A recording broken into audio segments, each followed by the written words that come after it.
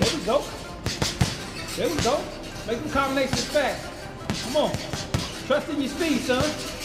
He got that killer instinct. He know what it takes to get it done. 4 minutes.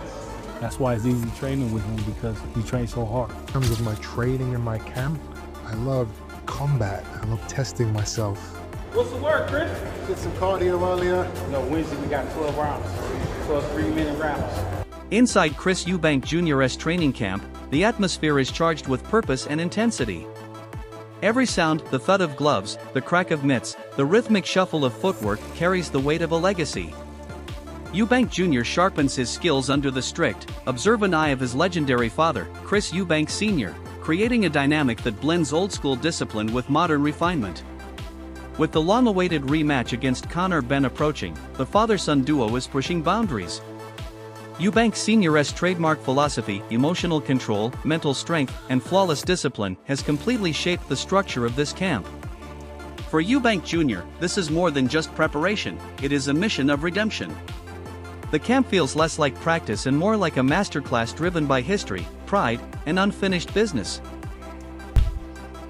This is my first full camp in Dubai. I've actually I wanted to train out here more consistently for a long time. It's the perfect environment. The gyms are amazing, the nutrition, the food, the sun.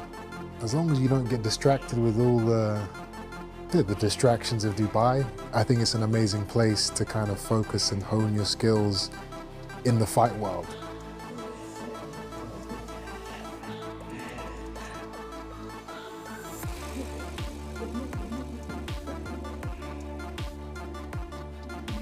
See it. No. Beautiful. Beautiful. Work to roll. As the rematch draws near, energy in the camp continues to rise. Their first showdown at Tottenham Hotspur Stadium in April 2025 was a brutal 12-round battle that ended with Chris Eubank Jr. defeating Conor Benn by unanimous decision. Both fighters absorbed and delivered tremendous punishment, but experience and discipline carried Eubank through. Now, with the second meeting confirmed, tensions are higher, stakes are heavier, and expectations are massive. The camp understands exactly what is coming, a rematch fueled by rivalry, history, and unresolved rivalry between two families. Into this fight and find his range, but find his range he did. They just exchanged the rounds one by one. Eventually Conor Benn looked like he was slowing down, but he found a second wind and managed to take it back to Chris Eubank Jr., particularly just with really aggressive punches. Chris Eubank Jr. working the body, Conor Benn trying to find that knockout punch. It was chaotic, a barrage from both fighters in those final few rounds, and so hard to call. On the fan scorecards, it was level, 114 to 114, and no one could separate these two. But you heard it there, Chris Eubank Jr.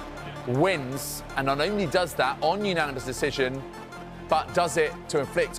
CompuBox numbers from their first fight told the story clearly. Eubank Jr., 367 landed out of 912. Benn, 215 landed out of 593. Despite being the older man with more mileage on his body, Eubank Jr. outworked and outlanded Benn throughout the fight.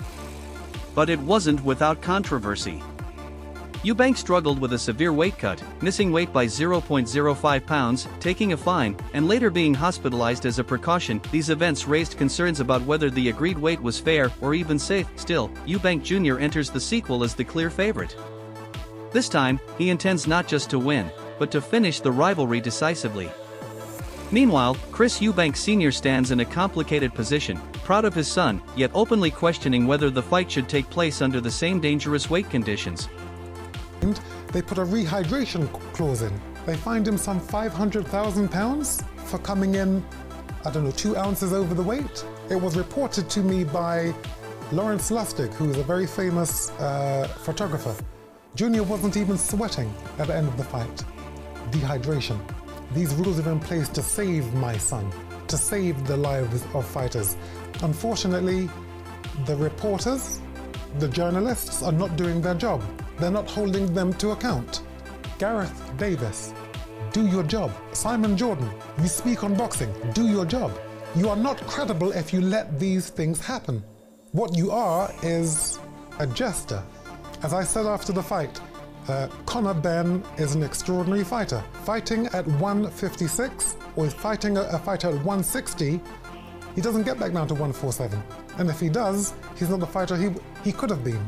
They are dangerous, they are reckless. If the Boxing Board of Control don't do what they're supposed to do, which is to block fights from happening which do not abide by the weights and the rules, you are baboons.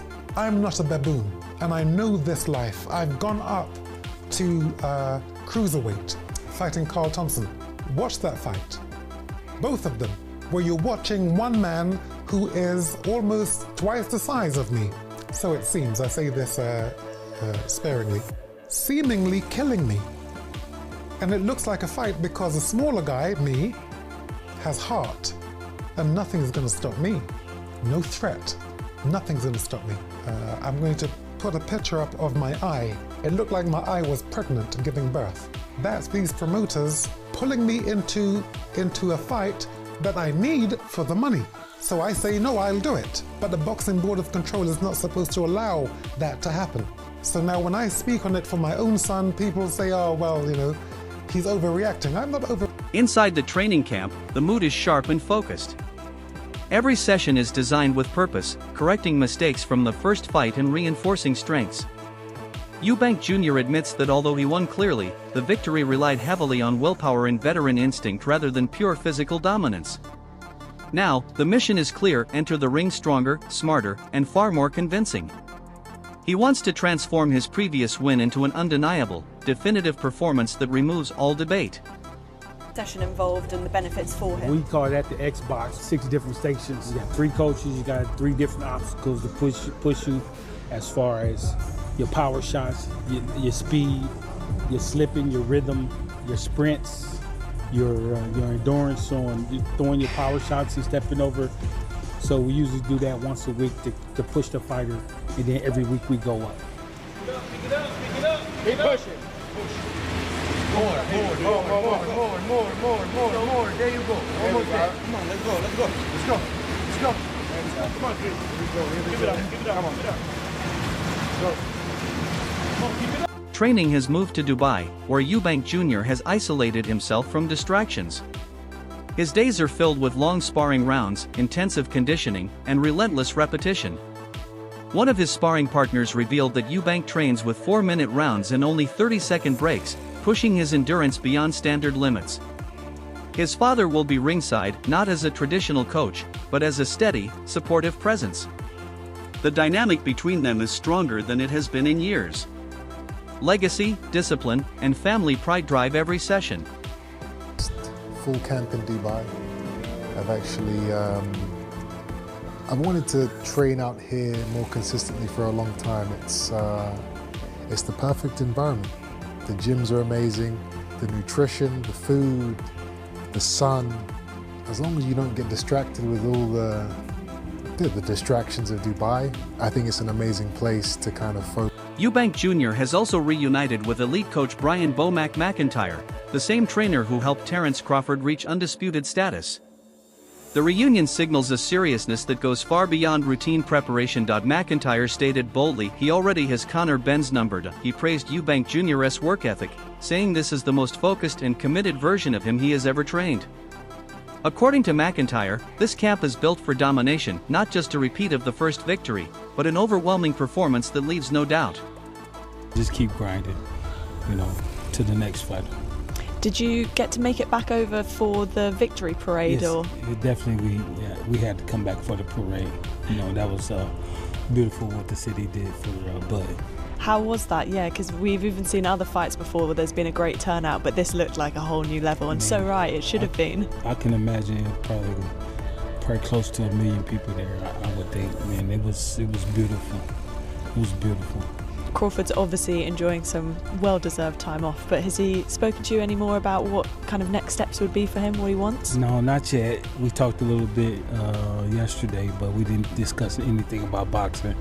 So we just making sure, I was checking with him, making sure the gym was going good the kids was getting a good workout, and we're putting on another show for our up-and-coming fighters. So, you know, he's working on that, and while I'm working with Chris. Working with Chris, exactly. You are back working with Chris Eubank Jr. You're with him for the rematch against Liam Smith. How did it come about, you coming back into camp with him for this one? Well, while we was finishing up with Crawford, Chris's guys, they hit me up maybe a month out and asked me would I be, you know, interested. I told them, of course, right away, because you know, I felt like that me and Chris got a good repertoire together, we got a good relationship, and we come out with good results. The rematch is not just a modern rivalry, it carries the weight of a historic feud. The legacy of their fathers, Chris Eubank Sr. and Nigel Benn, shaped British boxing in the early 1990s.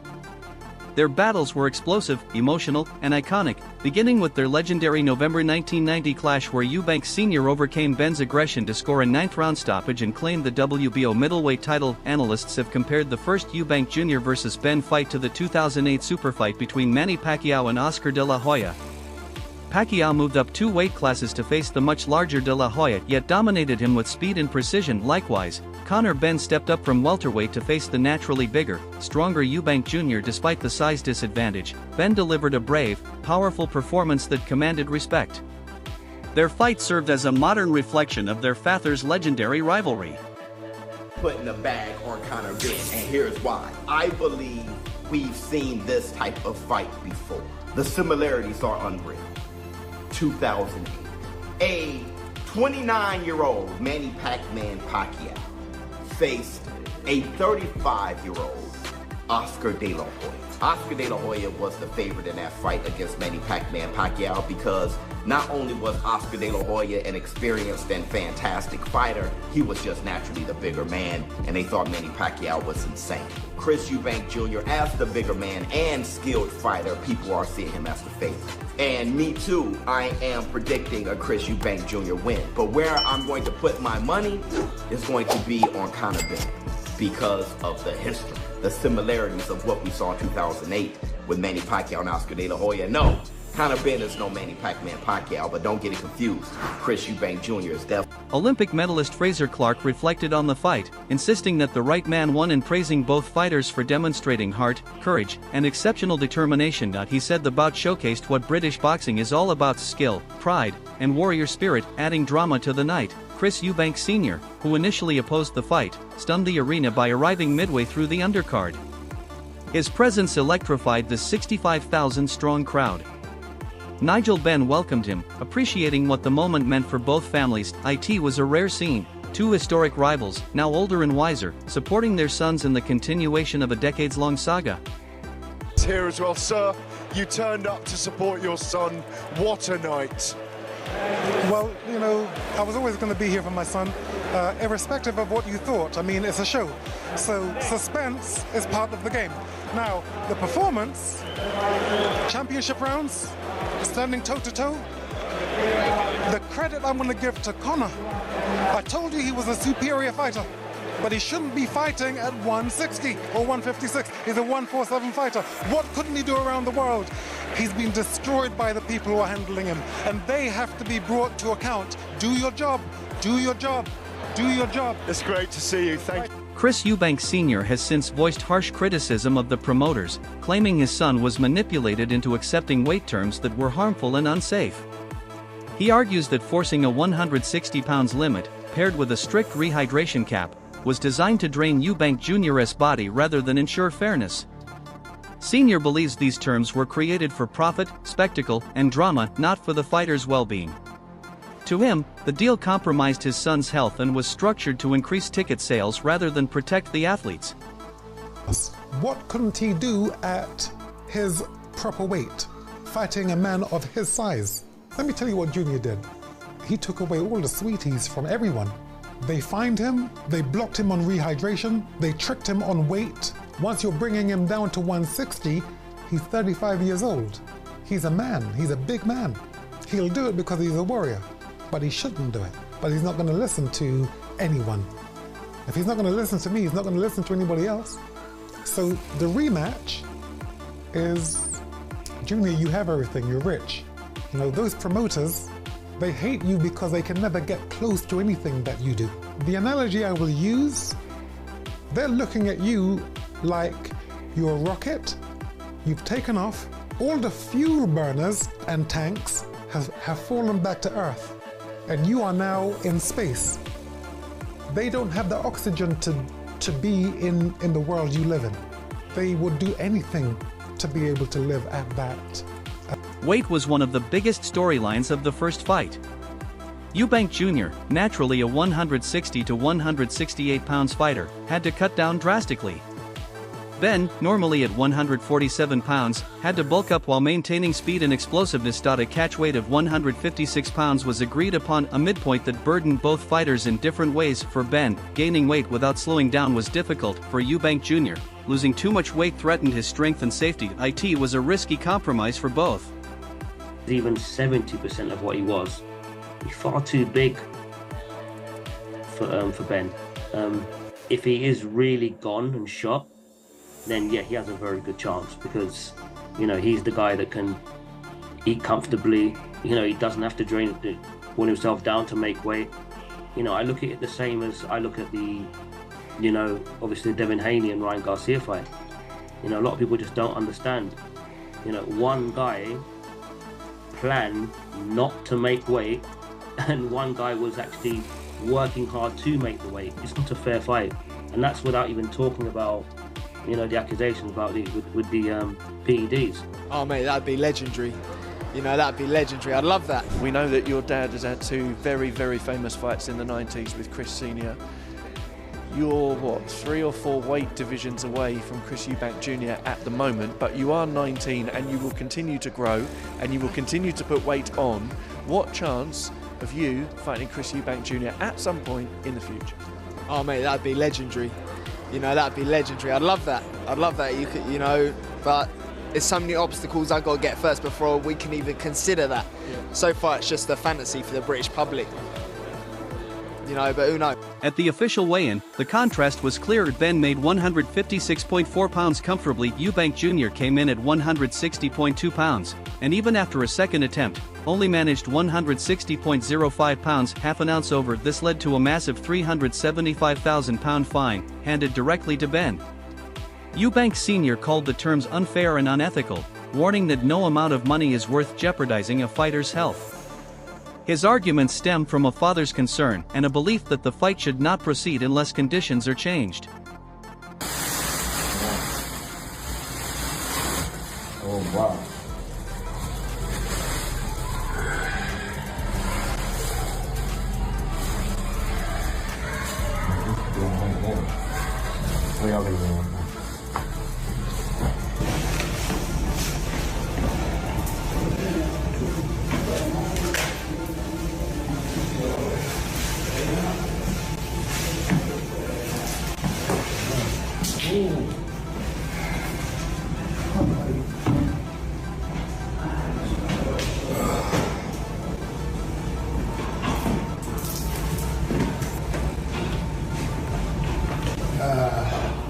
Okay, time to jump in the sauna.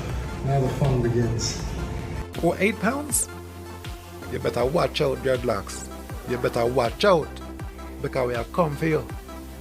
Oh, sorry. It's my mother's tongue again. It comes through. You'd better watch out, because we're not playing. We're real, and we are a terror. The procedure will be parliamentary.